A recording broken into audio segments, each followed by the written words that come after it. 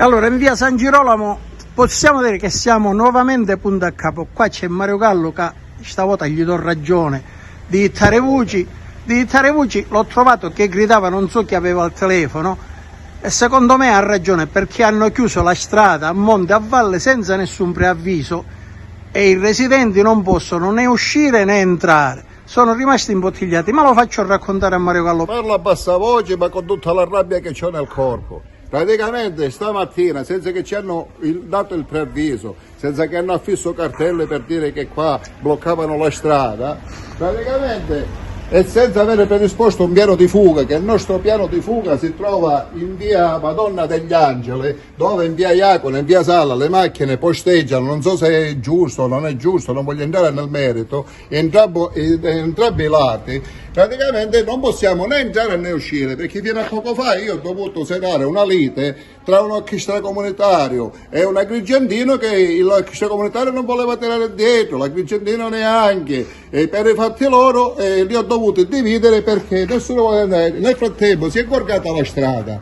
Ora noi qua l'unica via di uscita che abbiamo è o da lì, predisponendo un servizio di vigili urbani, ma sgombrando le macchine e avvisandoci per tempo, in modo che noi non portavamo le macchine qua, le potevamo mettere in via Madonna, in via Lunga San Michele, in via delle Mura.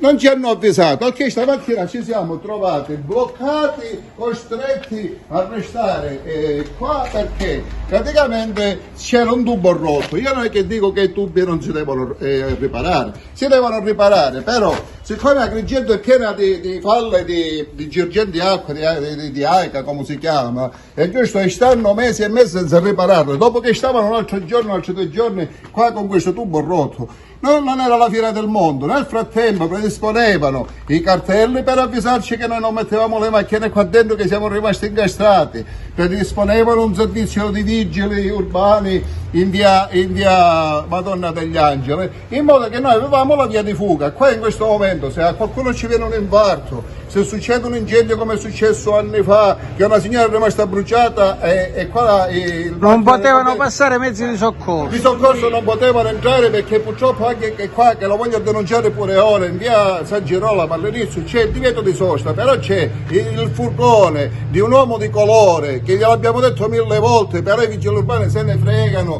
perché non hanno tempo, per i fatti dirli. Non gli fanno mai la multa e non se lo portavano col carro acceso. Per qua alla dice via San Girolamo le macchine non devono posteggiare perché se no restiamo incastrati. Ora che stamattina abbiamo trovato questa bella sorpresa, per carità si deve riparare, non è che io dico che non si deve riparare, però dovevano farlo con i modi e con i tempi, senza che ci hanno lasciati incastrati qua in via San Girolamo con tutti i pericoli di incolumità pubblica che possono capitare.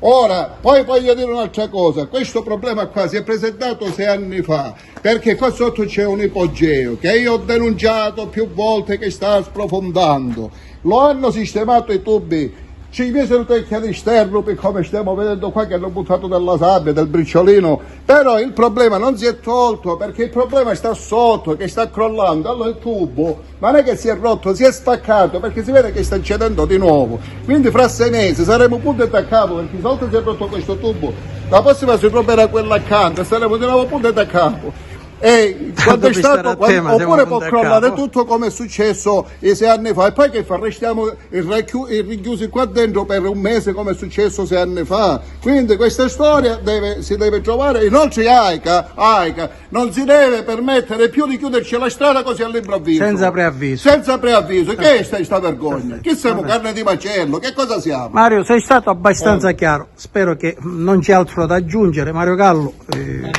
che molto, con tanta animosità si dedica in questo quartiere, lo posso testimoniare da moltissimi anni, si dedica a questo quartiere che è la via San Girolamo, ha detto quello che ha detto e credo che lo condividiamo tutti, in pratica qua siamo rimasti tutti prigionieri. Spero che non succeda più una roba del genere, che la gente venga avvisata preventivamente con la segnaletica opportuna.